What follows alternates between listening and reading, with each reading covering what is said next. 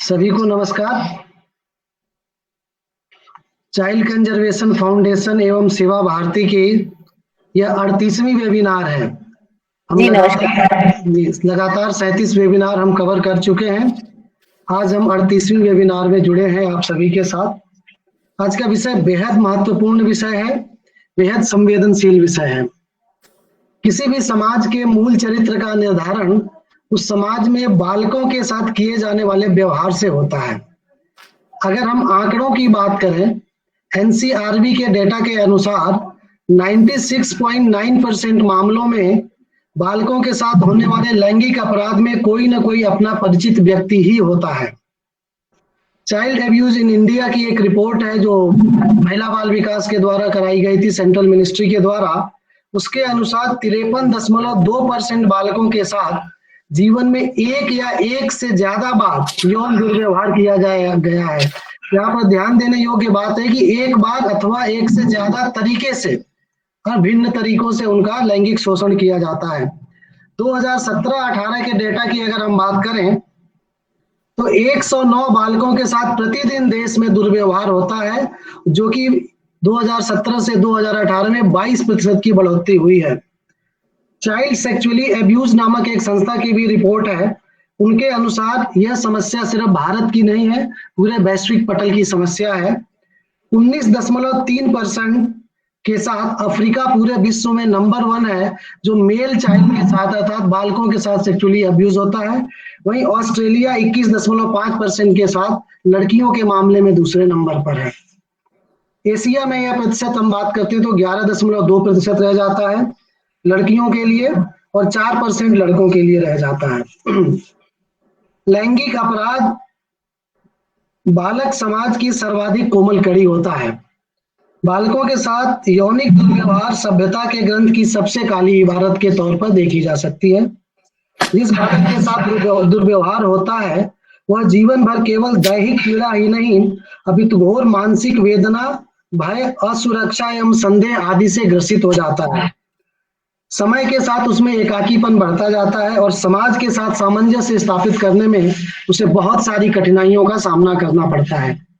इन लैंगिक अपराधों की रोकथाम करने के लिए सरकार ने 2012 में पॉक्सो नामक एक एक्ट बनाया था, जो कि 14 नवंबर 2012 से लागू हुआ था।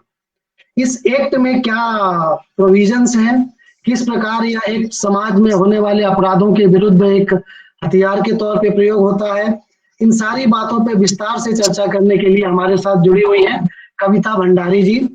कविता जी एजुकेशन से एमए, एमबीए, एलएलबी हैं। आप एक्स मेंबर रही हैं कारा सब कमेटी की। आप रिसोर्स पर्सन है यूनिसेफ के लिए, member of CWC west Delhi till 2018। आप काउंसलर रही हैं नेशनल कमीशन फॉर वुमेन। उनका अपना एक यूट्यूब चैनल चलता है www.youtube/c/कविता भंडारी के नाम से, जिसमें वो बच्चों से संबंधित विषयों पर चर्चा करती रहती हैं। ये हमारा सौभाग्य है कि कविता जी आज हमारे साथ दूसरी बार जुड़ रही हैं बेहद महत्वपूर्ण विषय के लिए। कविता जी, आपसे आग्रह है कि पॉक्सो एक्ट के बारे में अपनी बात रखें। Over to you. Thank you so much sir. नमस्कार सभी को। सबसे पहले तो चाइल्ड कंजर्वेशन फाउंडेशन को बहुत बहुत बधाई। निरंतर हर रविवार आप इस तरह के किसी न किसी महत्वपूर्ण विषय पर चर्चा का कार्यक्रम रखते हैं। मैं कभी कभी ज्वाइन करती हूँ संडे को, लेकिन नहीं हो पाता है, तो बाद में कोशिश करती हूँ कि आपका जो यूट्यूब पर चैनल है उस पर जाकर के सेशंस को सुनूं, पर शायद कुछ टाइम से आप उस पर अपलोड नहीं कर रहे हैं। तो मेरी आपसे रिक्वेस्ट है कि अगर पॉसिबल है तो पुराने जितने भी सेशंस हैं उन्हें आप प्लीज अपलोड करें, क्योंकि हम सबके लिए बहुत ही ज्यादा एक लर्निंग एक्सपीरियंस ये रहता है, क्योंकि एक दूसरे की जो नॉलेज है और अनुभव है उससे सीखने को बहुत मिलता है। तो thank you so much and my warm greetings to everyone. मैं अपना ये जो प्रेजेंटेशन है शेयर कर रही हूँ। आपसे मेरी रिक्वेस्ट है कि बीच में कोई और शेयर ना करें, क्योंकि इससे ये होता है कि वो डिस्टर्ब हो जाता है और फिर मुझे वो रिज्यूम करना पड़ेगा, तो उसमें काफी टाइम जाएगा। सो सर मुझे बता दीजिएगा जैसे ही ये आपको विजिबल होता है। I think it is visible now. It is visible, yes you can go ahead. ठीक है, मैं इसे स्लाइड मोड में डाल देती हूँ फॉर योर कन्वीनियंस। तो आज जिस विषय पर हम चर्चा कर रहे हैं वो है पॉक्सो एक्ट। तो जैसे कि हम सभी को पता है 2012 में ये एक्ट लाया गया था और 2012 में ही सेंट्रल गवर्नमेंट ने इस एक्ट के तहत रूल्स भी फ्रेम कर दिए थे। लेकिन अभी रिसेंटली 2020 में पुराने जो रूल्स थे उन्हें रिपील करके नए रूल्स फ्रेम किए गए और 2019 में जो पुराना हमारा प्रिंसिपल एक्ट था उसमें कुछ संशोधन लाए गए। ये जो एक्ट है इसके प्रियम्बल में दो प्रिंसिपल्स पर जोर दिया गया है। एक तो है प्रिंसिपल ऑफ बेस्ट इंटरेस्ट और दूसरा प्रिंसिपल ऑफ कॉन्फिडेंशियलिटी। अब यहाँ हम सभी लोग प्रिंसिपल ऑफ बेस्ट इंटरेस्ट से तो अच्छी तरीके से वाकिफ हैं। ये तो हर चाइल्ड रिलेटेड लॉ और पॉलिसी का फंडामेंटल प्रिंसिपल है। जहां तक प्रिंसिपल ऑफ कॉन्फिडेंशियलिटी का सवाल है तो पॉक्सो के मामलों में ये सबसे ज्यादा इम्पोर्टेंट है, क्योंकि जैसा कि अभी चौबे सर ने कहा कि जब किसी बच्चे के साथ सेक्सुअल ऑफेंस होता है तो ये बच्चे को कई तरीके से मल्टीपल लेवल्स पर प्रभावित करता है, physically, mentally, emotionally, socially, financially. और इसके अलावा बच्चे में कई तरह के नेगेटिव इमोशंस भी पैदा होते हैं, शेम, फियर, गिल्ट, सैडनेस। और इन सब की वजह से बच्चा अपनी ये जो बात है ये किसी को कह नहीं पाता। तो अगर किसी केस में बच्चा अपनी बात रख रहा है और वहां हम उसे कॉन्फिडेंशियल ना रखें तो फिर ये एक तरीके से बच्चे के साथ विश्वासघात होगा। इसीलिए जो भी स्टेक होल्डर्स इस फील्ड में काम कर रहे हैं उनके लिए ये जरूरी है कि पॉक्सो के केस में कॉन्फिडेंशियलिटी का बहुत ध्यान रखें। बच्चे की प्राइवेसी, बच्चे की आइडेंटिटी को हमेशा सुरक्षित रखें, उसे प्रोटेक्ट करके रखें। इस एक्ट का जो मेन पर्पस है वो है हर तरह के सेक्सुअल ऑफेंस की रोकथाम करना, यानी उसे रोकना, प्रिवेंट करना। पर अगर कभी इस तरह की घटना हो जाती है तो उस केस में इन्वेस्टिगेशन और ट्रायल चाइल्ड फ्रेंडली तरीके से करना, ये इसका दूसरा पर्पस है। अब चाइल्ड की जो डेफिनेशन इस एक्ट में दी गई है वो वही है जो जुवेनाइल जस्टिस एक्ट में दी गई है। जो भी व्यक्ति 18 साल से कम उम्र का है वो एक बच्चा है। अब यहाँ मेल और फीमेल में कोई डिफरेंस नहीं किया गया है। अगर गर्ल चाइल्ड के साथ अपराध होता है तो वो विक्टिम है, अगर बॉय चाइल्ड के साथ अपराध होता है तो वो विक्टिम है। अगर मेल अपराध कारित करता है तो फिर वो ऑफेंडर है, और अगर फीमेल अपराध कारित करती है तो वो रॉन्ग डूअर है। So it is a gender neutral law. इस एक्ट में ऑफेंसेस की कैटेगरीज दी गई हैं, जैसा कि आप यहाँ स्लाइड में देख सकते हैं। सेक्शन 3, 5, 7 और 9 में जो ऑफेंसेस दिए गए हैं वो डायरेक्टली फोर्सफुल फिजिकल कॉन्टैक्ट से होने वाले ऑफेंसेस हैं। Penetrative sexual assault involves physical penetration and sexual assault involves physical touch with sexual intent. तो ये जो 3, 5 और 7 और 9 के तहत अपराध हैं ये बहुत ज्यादा सीरियस नेचर के हैं। तो इन केसेस में जो अफेक्टेड बच्चे हैं उनका रिहैबिलिटेशन भी बड़ा मुश्किल हो जाता है, तो यहाँ ज्यादा ध्यान देना है। Section 11 is about sexual harassment, which covers indirect harassment also, like harassment by way of words, gestures, by exhibiting a body part, by following or threatening a child with sexual intent. Then section 13 is about use of child for pornographic purposes, which covers all sorts of media representation, programs, advertisements, wherein any child has been used in an obscene or indecent manner. Then section 15 में pornographic material के storage को भी punishable बनाया गया है। और 2019 का जो अमेंडमेंट आया उसमें सेक्शन 15 की फिर 3 कैटेगरीज और कर दी गई।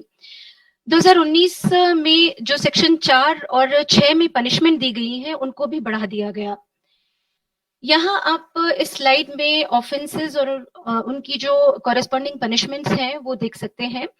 यहाँ पर जो मेन इंपॉर्टेंट बात है वो मैं आपको बता देती हूँ कि अगर 16 साल से कम उम्र के बच्चे के साथ पेनिट्रेटिव सेक्सुअल असॉल्ट होता है तो उसके लिए जो कम से कम सजा है वो 20 साल की जेल है, विच में एक्सटेंड टू लाइफ इम्प्रिजनमेंट। और किसी भी उम्र के बच्चे के साथ अगर एग्रेवेटेड पेनिट्रेटिव सेक्सुअल असॉल्ट होता है तो उसकी सजा भी है कम से कम 20 साल, विच में एक्सटेंड टू लाइफ इम्प्रिजनमेंट, और यहाँ डेथ पनिशमेंट भी हो सकती है। यहाँ पर एक बात और ध्यान देने वाली ये है कि अगर 12 साल से कम उम्र के बच्चे के साथ किसी भी तरह का सेक्सुअल असॉल्ट होता है, चाहे वो सेक्सुअल असॉल्ट हो या पेनिट्रेटिव सेक्सुअल असॉल्ट हो, तो फिर वो एग्रेवेटेड वाली कैटेगरी में गिना जाएगा। अब एग्रेवेटेड का मतलब क्या होता है? एग्रेवेटेड यानी जिसकी ग्रेविटी ज्यादा है, जिसकी सीरियसनेस ज्यादा है, तो यहाँ पर पनिशमेंट भी ज्यादा होगी। तो एक्ट में पेनिट्रेटिव सेक्सुअल असॉल्ट के लिए भी एग्रेवेटेड कैटेगरीज की एक अलग से लिस्ट दी गई है, और सेक्सुअल असॉल्ट के लिए भी एग्रेवेटेड जो फॉर्म्स है उनकी एक अलग से लिस्ट दी गई है। अगर इसका मैं एग्जाम्पल आपको बताऊं तो जब एक पुलिस ऑफिसर किसी असॉल्ट करता है तो इसे एग्रेवेटेड सेक्सुअल असॉल्ट माना जाएगा, या किसी डिसेबल्ड बच्चे के साथ सेक्सुअल असॉल्ट होता है तो इसको भी एग्रेवेटेड सेक्सुअल असॉल्ट माना जाएगा। अगर किसी बच्ची के साथ पेनिट्रेटिव सेक्सुअल असॉल्ट होता है और उसकी वजह से वो प्रेग्नेंट हो जाती है, या उसको HIV इन्फेक्शन हो जाता है, या उसे किसी तरह की सेक्सुअली ट्रांसमिटेड डिजीज हो जाती है, या उसकी डेथ हो जाती है, तो इसे एग्रेवेटेड पेनिट्रेटिव सेक्सुअल असॉल्ट माना जाएगा।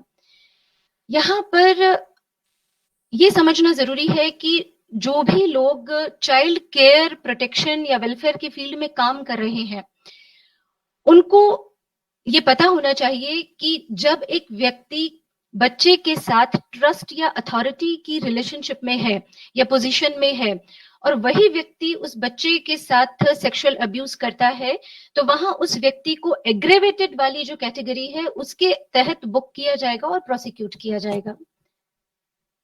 देन इस एक्ट में ये बहुत ही क्लियरली एक्सप्रेस किया गया है कि abetment of an offense and attempt to commit an offense both are punishable. Section 19 जो है इस एक्ट का वो काफी इंपॉर्टेंट है। जनरली ये देखा गया है कि जब किसी बच्चे के साथ इस तरह की घटना घटित होती है तो वो अपनी बात किसी को कह नहीं पाता है।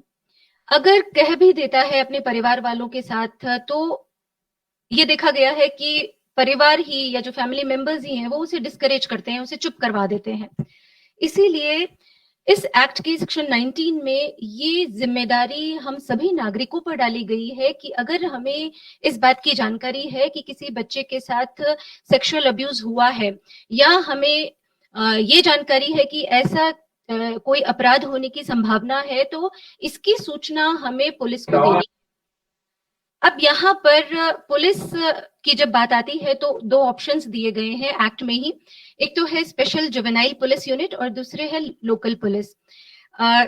SJPU का जो प्रोविजन है वो JJ एक्ट में दिया गया है। हम सभी जानते हैं कि हर डिस्ट्रिक्ट में एक स्पेशल जुवेनाइल पुलिस यूनिट होनी चाहिए और हर थाने में एक जुवेनाइल वेलफेयर पुलिस ऑफिसर होना चाहिए। अब ग्राउंड रियलिटी क्या है ये तो आई थिंक आप सभी मुझसे ज्यादा अच्छे तरीके से जानते होंगे। मैं तो 2015 से 2018 तक वेस्ट दिल्ली की CWC में मेंबर थी, और मुझे याद है हम जब क्वार्टरली रिपोर्ट अपनी सबमिट करते थे तो 3 महीने में कोई 1 या 2 केसेस ऐसे होते थे जो juvenile welfare police officer produce करते थे। और कभी अगर हमने भी SJPU को कॉन्टैक्ट करने की कोशिश की तो हमें तो डिसअपॉइंटमेंट ही हुआ। पर एनीवेज लोकल पुलिस तो है ही, और जहां तक CWCs का सवाल है तो आपके डिस्ट्रिक्ट में जितने भी थाने हैं वो तो आपके जुरिस्डिक्शन में आते ही हैं, तो यहाँ रिपोर्टिंग वाला इश्यू CWC के साथ तो है नहीं। वैसे एक्ट में ये कहा गया है कि कोई भी व्यक्ति जब पुलिस को इस तरह की रिपोर्ट देता है तो पुलिस की ये जिम्मेदारी है कि उसे अभिलिखित करे और उसे पढ़ करके इन्फॉर्मेंट को सुनाए, और साथ ही जो पुलिस ऑफिसर उसे रिकॉर्ड कर रहा है वो अपना नाम, अपना फोन नंबर, अपने सुपरवाइजिंग ऑफिसर यानी जो सीनियर है उसका नाम और फोन नंबर भी इन्फॉर्मेंट को दे।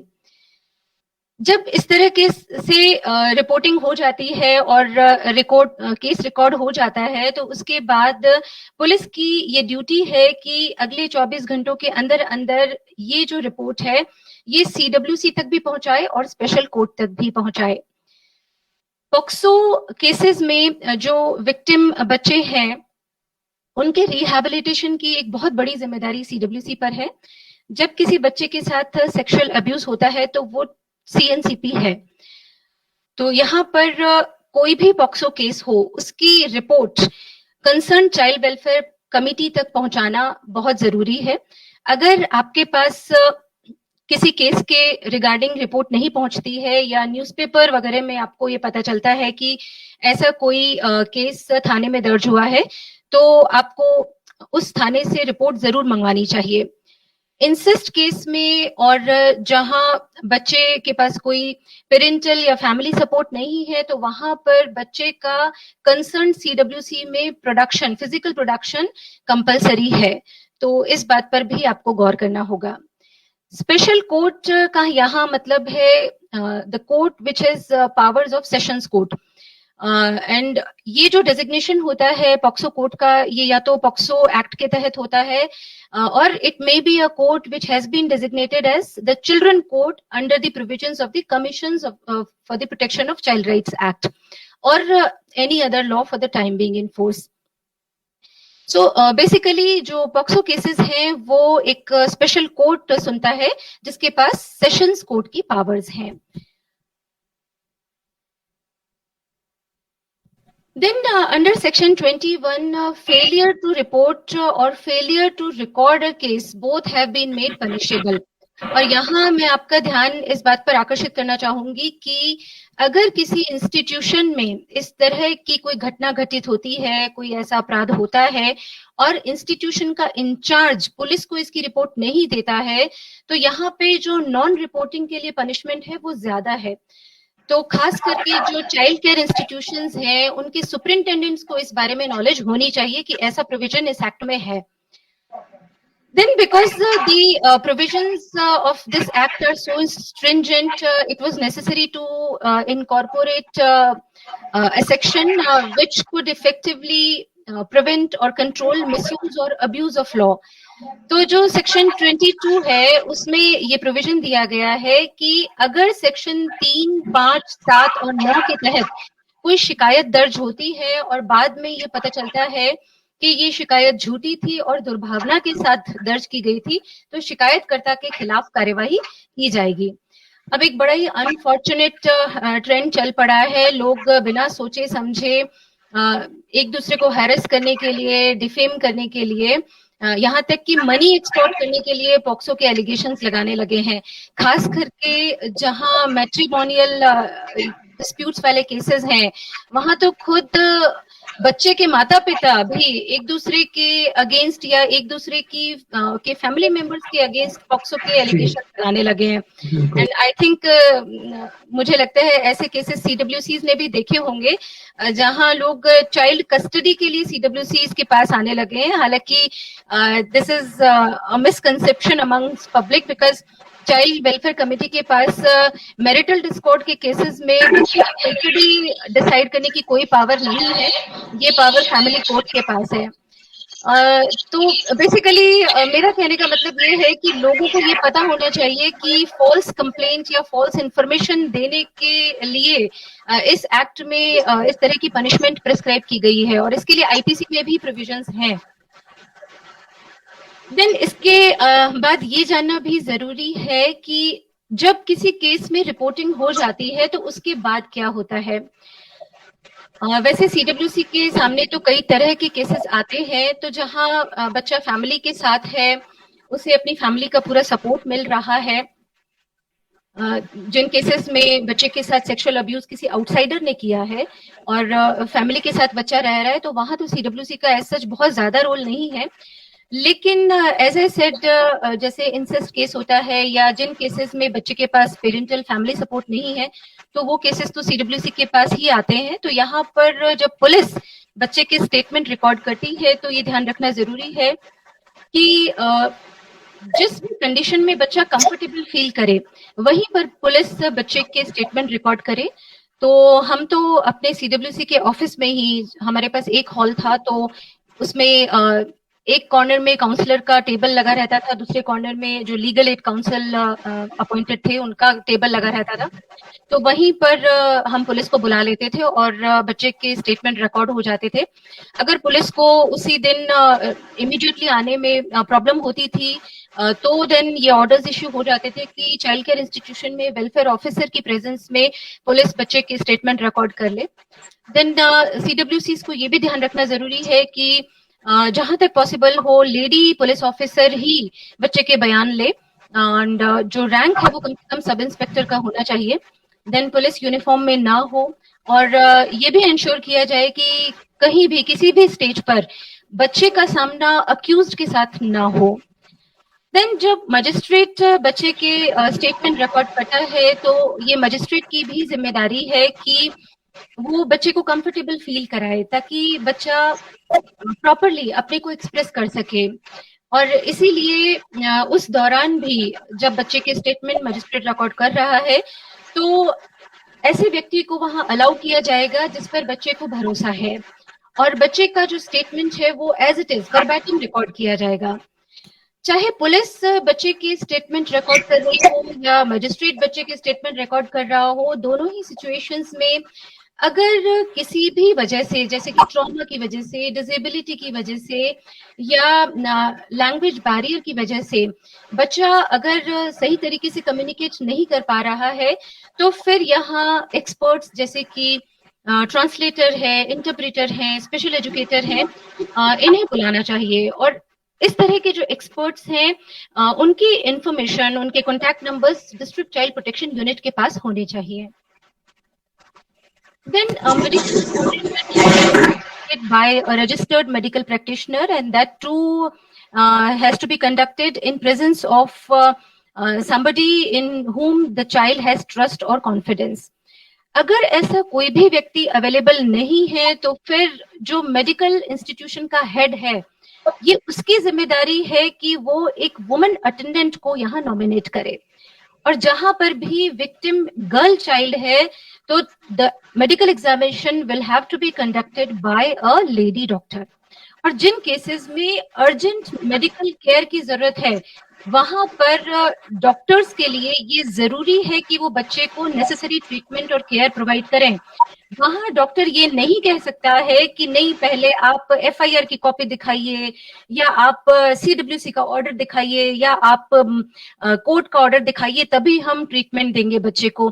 नहीं, डॉक्टर की ये जिम्मेदारी है कि वो उसे ट्रीटमेंट दे और जो भी मेडिकल रिपोर्ट है वो अगले 24 घंटों के अंदर अंदर पुलिस को सबमिट करे।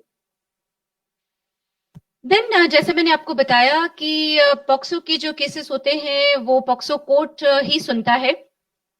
पॉक्सो स्पेशल कोर्ट का बेसिकली पर्पस है स्पीडी ट्रायल, शीघ्र से शीघ्र जो केस है उसका निपटारा हो। और दूसरा इसका पर्पस है प्रोसीडिंग्स के दौरान चाइल्ड फ्रेंडली एटमॉस्फेयर बनाए रखना। तो जैसे चाइल्ड वेलफेयर कमेटी की प्रोसीडिंग्स हैं वो इन कैमरा प्रोसीडिंग्स होती हैं, चाइल्ड फ्रेंडली तरीके से होती है। जैसे JJB की जो प्रोसीडिंग्स हैं वो भी इन कैमरा प्रोसीडिंग्स होती हैं, वैसे ही पॉक्सो कोर्ट की जो प्रोसीडिंग्स हैं वो भी इन कैमरा प्रोसीडिंग्स होंगी। इसका मतलब ये है कि पब्लिक को, प्रेस को वहां अलाउ नहीं किया जाएगा। इसके अलावा जो भी व्यक्ति केस से किसी भी तरह का संबंध नहीं रखता है, बिल्कुल अनकनेक्टेड है, तो उसको भी वहां हियरिंग के दौरान अलाउ नहीं किया जाएगा। देन चाहे पब्लिक प्रोसिक्यूटर को कोई सवाल करना हो या डिफेंस काउंसिल को कोई सवाल करना हो तो पहले ये सवाल जज के सामने रखे जाएंगे और जज इन सवालों को बच्चे से पूछेगा। जज भी ये इंश्योर करेगा कि किसी तरह की एग्रेसिव या ऑफेंसिव क्वेश्चनिंग बच्चे के साथ ना की जाए। बच्चे को बार बार कोर्ट में बुलाया नहीं जाएगा। जब भी बच्चे को कोर्ट बुलाया जाता है तो जैसे भी जरूरत लगे बच्चे को एडिक्वेट ब्रेक्स अलाउ किए जाएंगे। और यहाँ भी कोर्ट प्रोसीडिंग्स के दौरान ये जज की जिम्मेदारी है कि उस व्यक्ति को उपस्थित रहने के लिए अलाउ किया जाए जिस पर बच्चे को ट्रस्ट है, कॉन्फिडेंस है। ये तो रही पॉक्सो कोर्ट की बात। जिन केसेस में अपराध कारित करने वाला खुद ही बच्चा है तो वहां उसका प्रोडक्शन तो जुवेनाइल जस्टिस बोर्ड के सामने होगा और वहां प्रोसीडिंग्स हमारा जो JJ एक्ट है उसके हिसाब से चलेगी।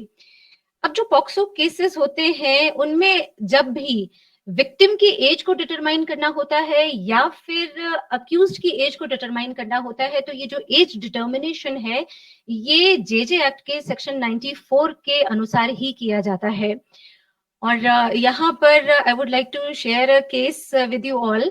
हमारे पास चाइल्ड लेबर में एक केस आया था पहले, और उस केस में जो लड़की थी वो एम्प्लॉयर के यहाँ बेसिकली एक डोमेस्टिक हेल्प की तरह काम कर रही थी, और उसका जब हमने बोन ऑसिफिकेशन करवाया था तो उसकी एज आई थी 17 से 19 साल के बीच। और यहाँ क्योंकि चाइल्ड वेलफेयर कमिटी का जो जनरल प्रैक्टिस है वो यही है कि हम लोग लोअर लिमिट को ही एज डिटरमाइन करते हैं ताकि लॉ का बेनिफिट बच्चे को मिल सके, तो यहाँ हमने उसकी जो एज है वो 17 साल फिक्स की थी। और हमने उसकी वेज रिकवरी के ऑर्डर्स इशू किए थे एम्प्लॉयर के अगेंस्ट, पर एम्प्लॉयर ने इसके अगेंस्ट अपील की सेशंस कोर्ट में, और sessions court upheld our decision.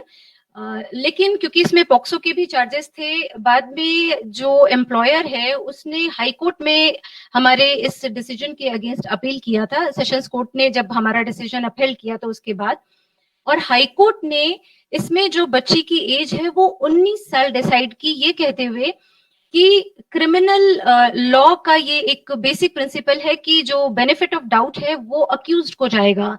तो वहां हमने 17 साल डिसाइड की थी, बट हाईकोर्ट ने वहां उसे 19 साल डिसाइड किया। तो हाँ, यहाँ पर ये एक पैराडॉक्स क्रिएट होता है।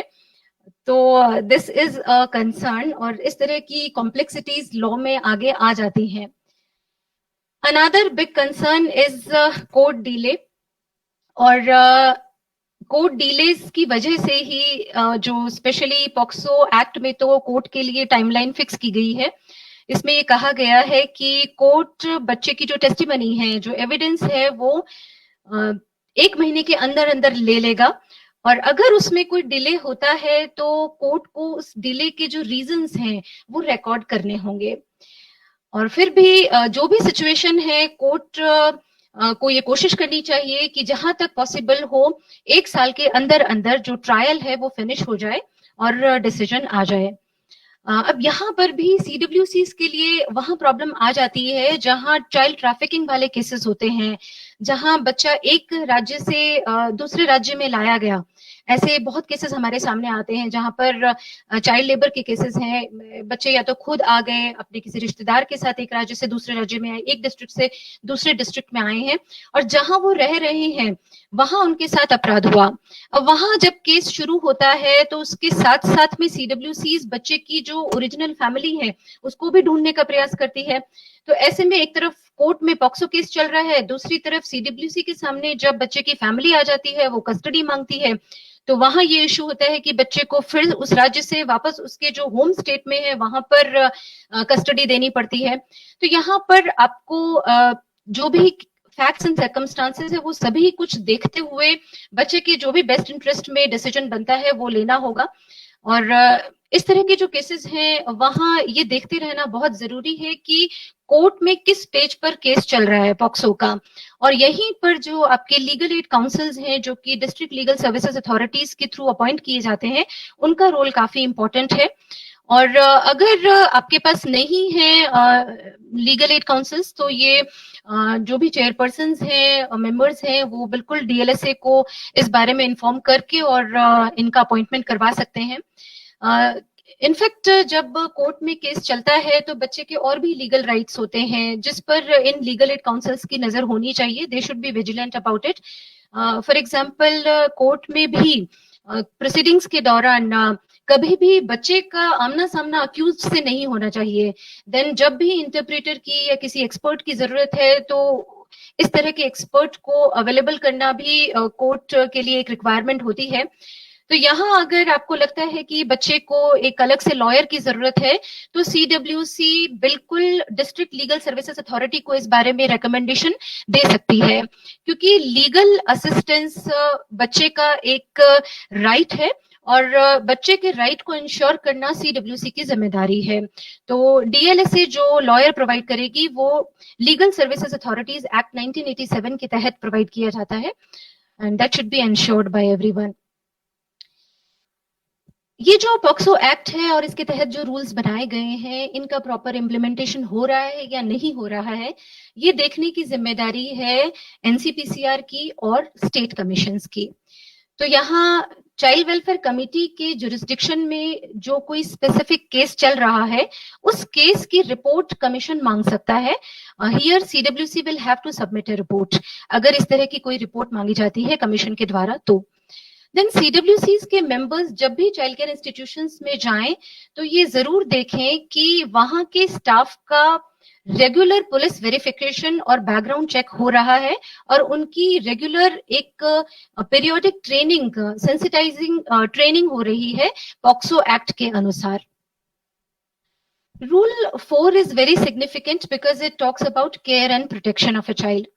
देखिए, जब भी कोई बच्चा या बच्चे के बिहाफ पर कोई एडल्ट पुलिस के पास जाता है और कंप्लेंट दर्ज करवाता है, तो वहां बच्चे को तो नहीं पता, बच्चे की फैमिली को भी नहीं पता कि उनके एंटाइटलमेंट्स क्या हैं, बच्चे के राइट्स क्या हैं लॉ के तहत। तो यहाँ ये पुलिस की जिम्मेदारी है कि वो बच्चे को, बच्चे की फैमिली को या बच्चे के साथ जो भी कॉन्फिडेंट पर्सन आया है उसे ये इंफॉर्मेशन दे कि लॉ में बच्चे को ये राइट्स प्रोवाइड किए गए हैं। और इसके लिए रूल्स में एक फॉर्मेट जोड़ा गया है जो पहले नहीं था, अभी नए रूल्स में आया है। दिस इज फॉर्म ए। तो फॉर्म ए में जो जानकारी प्रोवाइड करनी है बच्चे को, वो सभी प्रोवाइड करना पुलिस की जिम्मेदारी है। इसी तरीके से जब भी एफआईआर रजिस्टर होती है इस तरह के केसेस में, तो जो एक प्रिलिमिनरी असेसमेंट रिपोर्ट है वो पुलिस को तैयार करनी होती है और इसका पर्पस है सीडब्ल्यूसी को इंफॉर्मेशन देना बच्चे के केयर और प्रोटेक्शन के रिगार्डिंग। तो ये फॉर्म बी रूल्स में दिया गया है जो कि पुलिस सबमिट करेगी सीडब्ल्यूसी को। तो ये फॉर्म ए और फॉर्म बी, ये दो फॉर्मेट्स दिए गए हैं रूल्स में, ये पहले नहीं थे, ये नए रूल्स में आए हैं। जिन केसेस में बच्चा और जो अक्यूज्ड पर्सन है वो किसी शेयर्ड हाउसहोल्ड में रह रहे थे, इंसेस्ट केस है, तो वहां पर बच्चे का प्रोडक्शन सीडब्ल्यूसी के सामने होगा। अगर बच्चे के साथ इस तरह का अपराध किसी चाइल्ड केयर इंस्टीट्यूशन में हुआ है तो वहां पर भी सीडब्ल्यूसी को डिसीजन लेना पड़ेगा कि फर्दर बच्चे को फिर कौन से दूसरे चाइल्ड केयर इंस्टीट्यूशन में रखा जाए। जहां पेरेंटल सपोर्ट नहीं है, फैमिली सपोर्ट नहीं है बच्चे के पास, तो वहां पे भी बच्चे का प्रोडक्शन चाइल्ड वेलफेयर कमेटी के सामने होगा। तो यहाँ जो भी रेलेवेंट फैक्टर्स हैं उनको असेस करते हुए एक डिटेल्ड असेसमेंट के बेसिस पर चाइल्ड वेलफेयर कमेटी ये डिसाइड करेगी कि बच्चे को ऑल्टरनेटिव केयर की क्या फैसिलिटी देनी है। और अगर किसी इंसिस्ट केस में बच्चे को उसकी फैमिली से सेपरेट करने की जरूरत पड़ती है, तो यहाँ पर जो भी फैमिली में रिस्पॉन्सिबल कॉन्फिडेंट पर्सन है बच्चे का, उसके साथ में एक कम्युनिकेशन, उनको ये इन्फॉर्म करते रहना कि हम ऐसा डिसीजन कंसिडर कर रहे हैं, वो भी सीडब्ल्यूसी की जिम्मेदारी है। इस तरह के इनफैक्ट कई केसेस हमारे पास थे।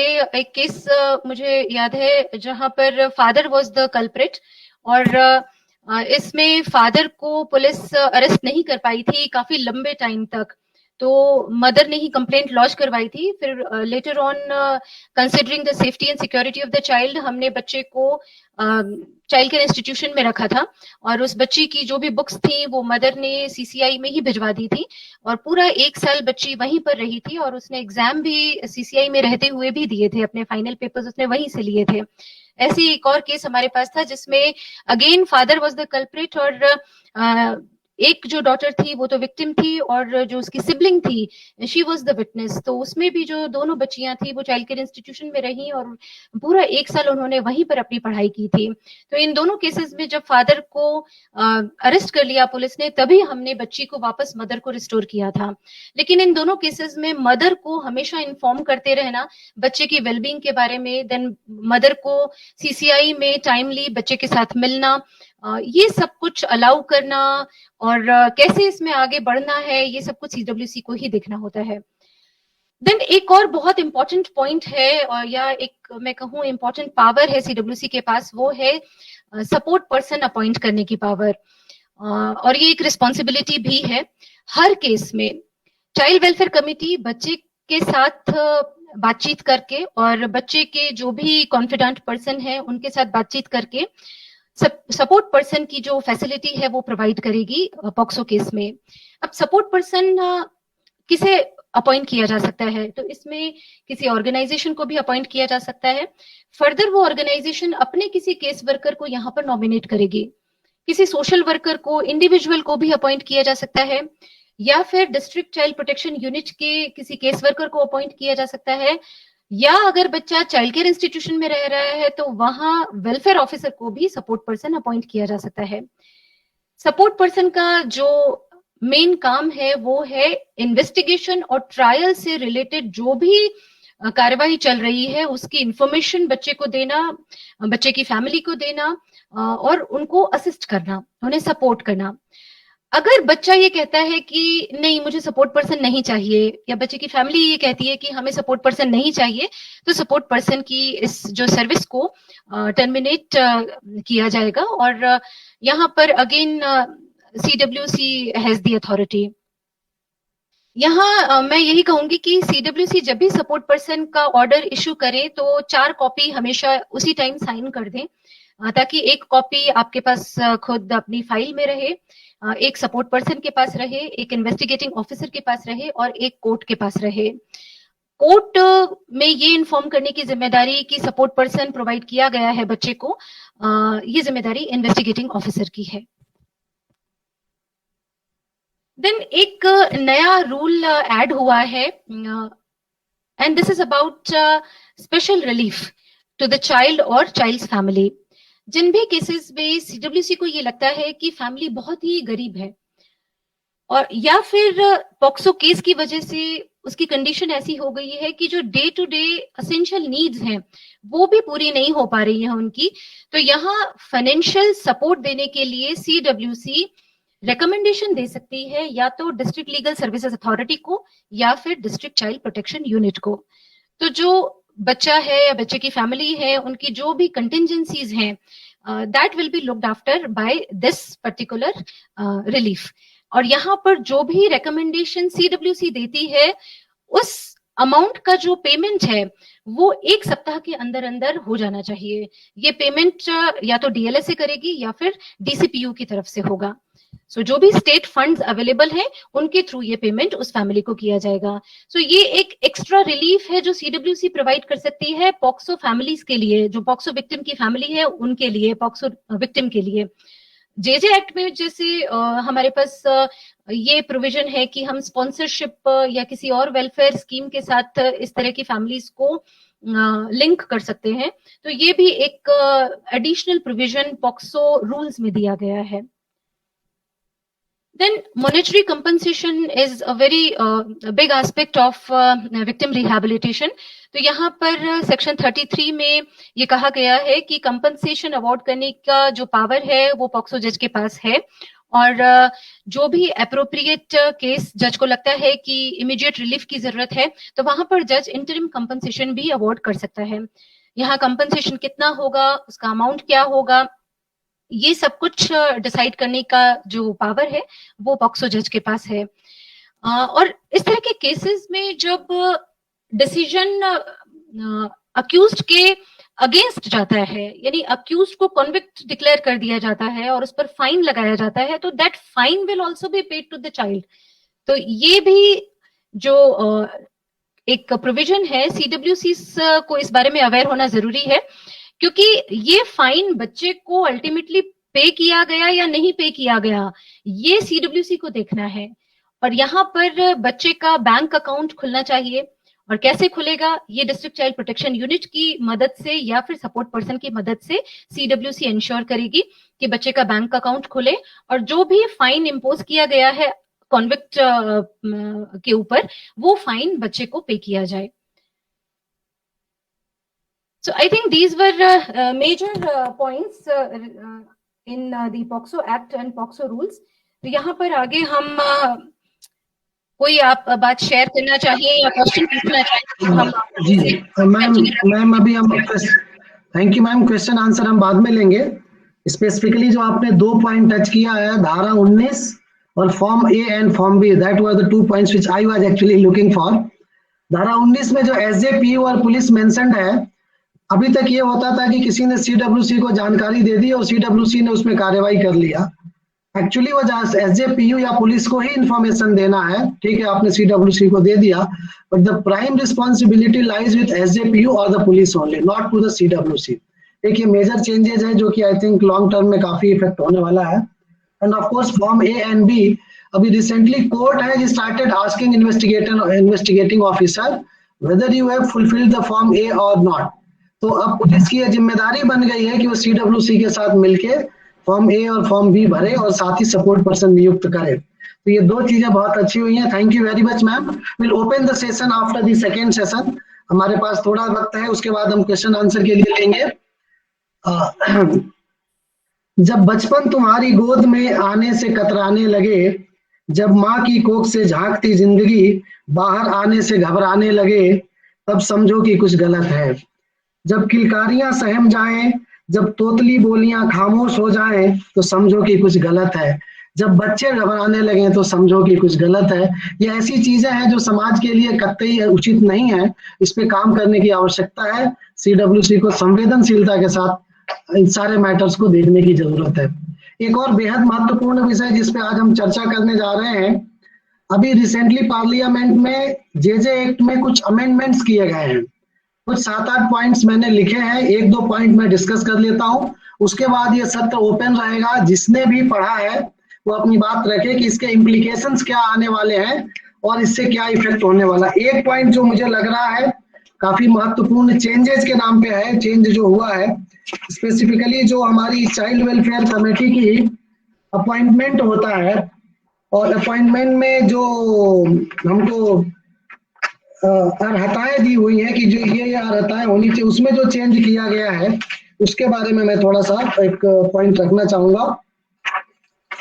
जो धारा 27 में जो सीडब्ल्यूसी के चयन की बात लिखी हुई है, कोई भी व्यक्ति समिति के, वकील साहब थोड़ा बंद कर लीजिए 2 मिनट। कोई भी व्यक्ति समिति के सदस्य के रूप में तभी नियुक्त किया जाएगा जबकि वह बाल मनोविज्ञान या मनोरोग विज्ञान या विधि या सामाजिक कार्य या सामाजिक विज्ञान या मानव स्वास्थ्य या शिक्षा या मानव विकास अथवा दिव्यांगजन बालकों के लिए विशेष शिक्षा में डिग्री धारण नहीं करता हो। अभी तक ये चल रहा था कि डिग्री या 7 साल का अनुभव। अब मुझे लगता है कि इस एक्ट में संशोधन के बाद कोई डिग्री कंपलसरी हो गई है आपको इस क्षेत्र में अनुभव के साथ साथ। तो मुझे मेरी समझ में एक पॉइंट है, और कोई पॉइंट किसी को लगता है उस पर हम चर्चा कर सकते हैं तो प्लीज अपनी बात रखें। वकील साहब आपकी तरफ से कुछ पॉइंट इसमें। रूप सिंह जी।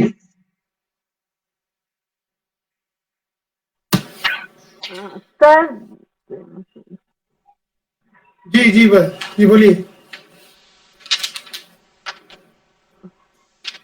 हेलो, नमस्ते सर, मैं अलवर से बोल रही हूँ।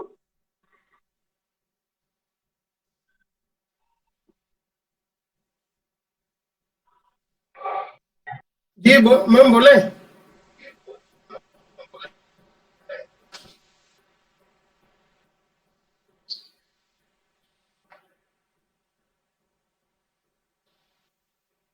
गर्ग मैडम की आवाज नहीं आ रही सर। अनम्यूट नहीं किया उन्होंने, अपना माइक अनम्यूट नहीं किया।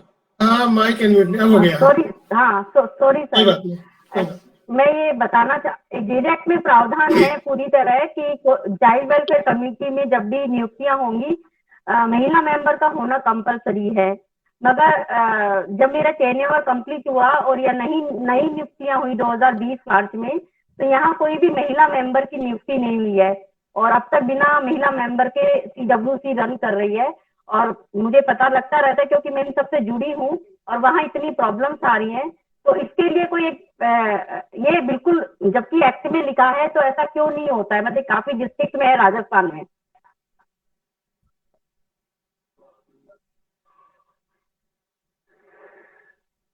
वकील साहब आप, मुझे लगता है अपनी बात रखें, जो आपको चेंजेस के बारे में बात करनी है, प्रश्न उत्तर हम बाद में एड्रेस करेंगे। जी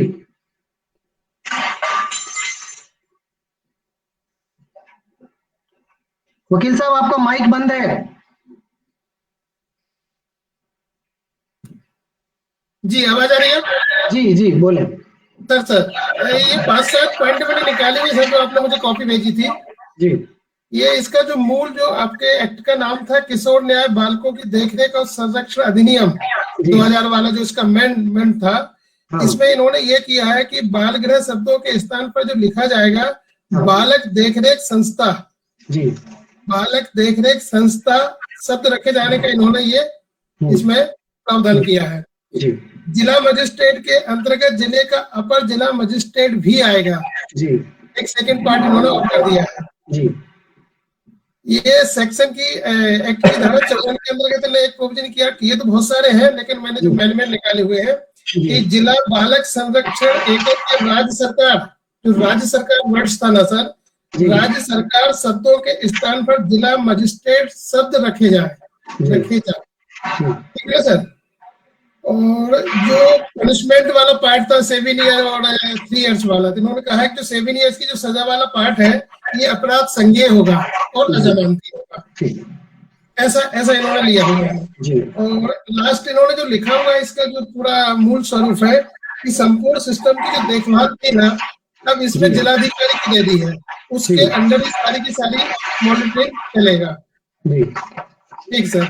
एक लाइन है अभी जो भंडारी मैम ने पूरा पॉक्सो के संबंध में बताया हुआ है, बहुत अच्छी तरीके से उन्होंने समझाया। मैम एक छोटी सी लाइन है, छोटी सी लाइन ये कहा है कि जब समाज में इस तरह की विकृतियां आती हैं, पॉक्सो एक्ट है, ये तमाम सारे एक्ट बने हुए, कानून बहुत पहले से बना चला रहा है, कहते हैं कि जब नाश मनुष्य पे छाता है, जब नाश मनुष्य पे छाता है तब विवेक पहले मर जाता है। तो जो इस तरह की गतिविधियों में जो शामिल हो रहे हैं, रोज एक्टों में कानून में नए नए परिवर्तन हो रहे हैं, तो मनुष्य कहीं ना कहीं बच्चों के प्रति, समाज के प्रति, कानून की अवहेलना के प्रति जो कार्य कर रहा है ना, वो इतना निंदनीय हो सकता है। उसके लिए एक लाइन और कहूंगा मैं आपको, बाकी फिर डॉक्टर साहब कहेंगे। कहते हैं कि अन्याय सहकर मौन रहना, अन्याय सहकर मौन रहना यह महादुष्कर्म है, पॉक्सो से ही संबंधित है। न्यायार्थ अपने बंधु को दंड देना, अगर न्याय के लिए हम अपने बंधु को भी दंड देते हैं ना, तो दंड देना भी हमारा एक धर्म है। चौबे साहब। जी वकील साहब, दीक्षित जी ने कुछ पॉइंट रखना है। दीक्षित जी। जी डॉक्टर साहब। जी सभी को मेरा नमस्कार। एडवोकेट रूप सिंह जी ने अभी काफी बिंदुओं पर विचार रखा जो अभी अमेंडमेंट में हुए। मैंने 2-3 बिंदुओं को नोट किया है, जैसे कि अमेंडमेंट में धारा 16 में उन्होंने किया है, और धारा 3 में कि किसी भी समय जिला मजिस्ट्रेट CWC की कार्रवाई के संबंध में, बोर्ड की कार्रवाई के संबंध में जानकारी मंगा सकेगा। तो इसका तात्पर्य यह हुआ कि हम जरूर कहते हैं डिस्ट्रिक्ट मजिस्ट्रेट, लेकिन जब हम प्रैक्टिकली देखते हैं तो कार्रवाई मूलतः देखने में मिलती है जिला कलेक्टर के रूप में, क्योंकि जिला कलेक्टर को तुरंत ही अपने डिसीजन लेने होते हैं, और वो कई बार ये हो जाता है कि फोन पर भी डिसीजन हो जाते हैं। तो जो मजिस्ट्रेट का कंसेप्ट है, जिसमें पक्षों को सुना जाना, गंभीरता से विचारण किया जाना, कानून का अनुपालन होना, वो व्यवस्था में यहाँ कुछ कमी नजर आ रही है। और दूसरा, इसमें मुझे ये भी लगता है कि CWC में इंटरफेरेंस बहुत बढ़ जाएगा, क्योंकि हमारे यहाँ जो मध्य प्रदेश में है, जो मेरा व्यक्तिगत अनुभव है, मेरी CWC का अनुभव है कि सारा DM कोर्ट का कार्य महिला बाल विकास विभाग में DPO करते हैं या असिस्टेंट डायरेक्टर करते हैं। और जब वो हम लोगों के मानदेय का भुगतान करते हैं तो उनके मन में ये भावना आ जाती है कि ये कहीं ना कहीं हमारे अंडर के एम्प्लॉइज है, और हम इन पर जो हम कहेंगे वो इनको करना है, और अगर नहीं करते हैं तो इसमें कहीं ना कहीं वो फिर डिस्ट्रिक्ट मजिस्ट्रेट के द्वारा वो करवाते हैं। दूसरा बिंदु इसमें जो महत्वपूर्ण है, इसमें 27(10) में बात को उन्होंने जो मेंशन किया हुआ है, चीजों को संशोधन किया है, ये थोड़ा उचित है, क्योंकि अभी तक शिकायत निवारण अधिकारी DM है। अभी वर्तमान एक्ट में शिकायत निवारण अधिकारी DM है, और उसमें लिखा हुआ है कि शिकायत मिलने पर वो एक आदेश पारित करेंगे। तो ये देखा गया है कि DM के पास शिकायत जाती है तो वो एप्लीकेशन पर ही 15 मिनट में ही निराकरण करके एक समुचित आदेश भी पारित कर देते हैं। तो अब इसमें स्पष्ट किया है कि पक्षकारों को सुनकर, तो ये एक एडिक्शन जो है वो CWC के बेहतर किया है, दोनों पक्षकारों को सुनकर फिर एक वो निर्णय वो पारित करेंगे। तो ये होगा। तीसरा, अगर अपन चलें जहाँ अडॉप्शन की बात करें, जी, अडॉप्शन में कहाँ शब्द न्यायालय लिखा हुआ था? 58 में। हाँ, कई है उसमें, जी, जी, 56 है, जी, जी, 54 जी, है, जी, 58 है। तो जी। जहाँ शब्द न्यायालय लिखा हुआ है वहां उनको जिला मजिस्ट्रेट कर दिया है। मजिस्ट्रेट, जिला मजिस्ट्रेट या उप जिला मजिस्ट्रेट भी कर दिया है कहीं कहीं पर। देखिए, वो कानून की भाषा में अभी अपने वकील साहब ने भी बताया है। मिस्टर डीएम एंड एडीएम हाँ जी, कानून की भाषा डिस्ट्रिक्ट में, जज थे। जी, जी, जी राकेश जी, जी। कानून की भाषा में ये दोनों पद एक ही माने जाते हैं। जी। जैसे डीजे और एडीजे के कोर्ट रहते हैं, हाँ, तो हाँ। उस भाषा में ही उसको समझा जाता है। जी, तो इसमें जब ये इन्होंने कर दिया है तो इसमें संभावना ये हो जाती है कि ये कह रहे हैं कि वहां समय लगता है कोर्ट में, जी। और वो समय को बचाने के लिए ये अमेंडमेंट किया गया है। हम्म, लेकिन कोर्ट में अगर समय लगता है तो वो न्याय प्रक्रिया के अंतर्गत लगता है। मेरा व्यक्तिगत मानना यह है कि अगर ये संशोधन करना था तो जैसे पॉक्सो एक्ट के लिए एक स्पेशल कोर्ट है, तो इसके लिए भी एक स्पेशल अमेंडमेंट होता कि और एक समय सीमा तय कर दी जाती कि अगर कोई आवेदन आता है जिसमें अडॉप्शन होना है तो 1 महीने में निराकरण करना है, 2 महीने में निराकरण करना है, तो वो ज्यादा बेहतर होता। इस केस में ये संभावना है कि जो विभाग के अधिकारी हैं, क्योंकि एप्लीकेशन वहीं से मूव होती है जी, अडॉप्शन की, और वो आकर सीडब्ल्यूसी के पास आती है, बराबर विभाग उसका दबाव बनाता है कि आप प्रक्रिया करें। और कई केस ऐसे भी देखे गए हैं कि जिनमें उन्होंने बच्चे को फोस्टर केयर में दिया हुआ है। बच्चे को विभाग ने एसएफसीएससी की बैठक में वही डिसाइड करते हैं, सीडब्ल्यूसी समक्ष उनकी रिकमेंडेशन आती है, क्योंकि एसएफसीएससी का चेयरपर्सन डीपीओ होता है, तो उनकी जब रिकमेंडेशन आती है तो सीडब्ल्यूसी उसको फॉलो करती है, सारे पॉइंट्स ओके होकर भेजे जाते हैं। कुल मिला के सीडब्ल्यूसी की शक्तियों को और कम किया गया है। कम किया गया है। और दूसरा इसमें यह है कि ये भी संभावना है कि बच्चों की खरीद फरोख्त भी बढ़ जाएगी, और ये अनजाने में भी हो जाएगी, ये अनजाने में भी हो जाएगी। डीएम को भी पता नहीं चलेगा और सीडब्ल्यूसी को भी पता नहीं चलेगा। जी, जी, ठीक है। डॉक्टर साहब, उसका कारण ये है कि डॉक्टर साहब को बधाई दे रहा हूँ, क्योंकि उन्होंने कलेक्टर को चैलेंज किया था और ग्वालियर बेंच ने आपके सीडब्ल्यूसी के पक्ष में एक आदेश पारित किया है। सर, ये आपकी लीगल फाइट थी, आपको बधाई दे रहा हूँ मैं। जी, कम होता है ऐसा। जी, जी, जी, थैंक यू। इस विषय पर और किसी को? जी, लोकेन जी। जी जी, इस विषय में 2 अच्छी चीजें भी हैं। जैसा डॉक्टर साहब ने बताया, नकारात्मक पहलू तो इसमें बहुत सारे आए हैं, हाँ, जिसमें सीडब्ल्यूसी के अधिकारों को एक तरह से हमित किया गया है।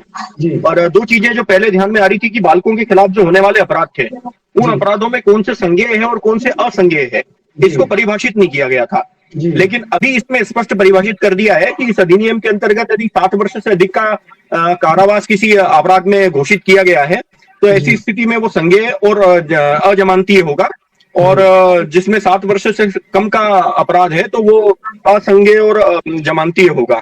और जो एक और महत्वपूर्ण चीज इसमें जुड़ी है, बहुत स्पष्ट कर दिया है उन्होंने बच्चे की पहचान के संबंध में। पहले पुलिस के लिए निर्देशन नहीं था कि इस प्रकरण में बच्चे काफी सारे भटकते थे। मैंने देखा पहले भी जुवेनाइल जस्टिस बोर्ड के सदस्य के रूप में रहते हुए भी, और भी सीडब्ल्यूसी के सदस्य के रूप में भी। जी, राकेश जी सीवरे कुछ बोलना चाह रहे हैं, पहले वो बोल रहे हैं, उसके बाद में मैं बोलूंगा। आप बोल लीजिए, बीच में इंटरफेरेंस नहीं होगा, आप बोल लीजिए। जी, आप बोल लीजिए, फिर मैं बोलूँ। जी, लोकेन जी। तो उसमें ये बात ध्यान में आई है कि बच्चे की पहचान का प्रकटन किसी भी स्थिति में नहीं करना होगा। पुलिस के पास आवेदन जाएगा तो पुलिस जो है वो जुवेनाइल जस्टिस बोर्ड ने अगर कोई ऑर्डर किया है तो उसको कहीं पे भी डिस्प्ले नहीं करेगी, ना ही बच्चे से उस संबंध में कोई जानकारी मंगवाएगी। तो ये बहुत ही अच्छी एक सकारात्मक पहल है। 74 सेक्शन में जो है वो परिवर्तन हुआ है। पर मैं काफी दुखी हूं इस बात को लेकर के कि बाल कल्याण समिति के अधिकारों को इस प्रकार से हनित किया जाएगा, क्योंकि प्रशासनिक अधिकारी जो होते हैं वो प्रशासनिक अधिकारी होते हैं। किसी भी डीएम और एडीएम के पास अभी इतना समय नहीं है कि वो एक मजिस्ट्रेट की तरह से ट्रायल चला सकेंगे। जी, राकेश जी। मैं ये कहना चाह रहा था कि अभी जो अमेंडमेंट हुए वो 52 हुए हैं, और बहुत सारे अमेंडमेंट अभी संज्ञान में नहीं है, बहुत सारे आ गए हैं। तो सबसे पहले दुखदपूर्ण यही है कि सीडब्ल्यूसी का जो अधिकार क्षेत्र है वह बहुत सीमित करके और उसके सारे पावर डिस्ट्रिक्ट कलेक्टर को दे दिए हैं, और कलेक्टर एक प्रशासनिक अधिकारी होता है। जैसा ग्वालियर की घटना को देखें तो उस समय उनको कोई अधिकार नहीं था, फिर भी सीडब्ल्यूसी के आदेश को पलट दिया था, निरस्त कर दिया था। यह साबित कर दिया है ग्वालियर हाईकोर्ट उच्च न्यायालय ने कि सीडब्ल्यूसी के कलेक्टर को सीडब्ल्यूसी के कोई भी आदेश पर कोई भी अधिकार नहीं है। इसके लिए ग्वालियर की सीडब्ल्यूसी बधाई की पात्र है। और दूसरा ये कह रहा हूं, धारा 74(4) में पहले भी प्रोविजन था, लेकिन लोग उपयोग नहीं कर रहे थे कि बच्चों के केस निरस्त कर दिए हैं या समाप्त कर दिए हैं या निस्तारित कर दिए हैं, तो उसका चरित्र सत्यापन में कोई भी उल्लेख नहीं करेगा। और इस प्रकार के कम से कम जो है 70 थानों में मैंने ऐसे मामलों में लोगों के चरित्र सत्यापन कराए हैं जो आज आर्मी और फोर्स में सर्विस कर रहे हैं। तो अब इसमें एक सबमिट और संशोधन हो गया है कि अगर प्रकरण चल भी रहा है तब भी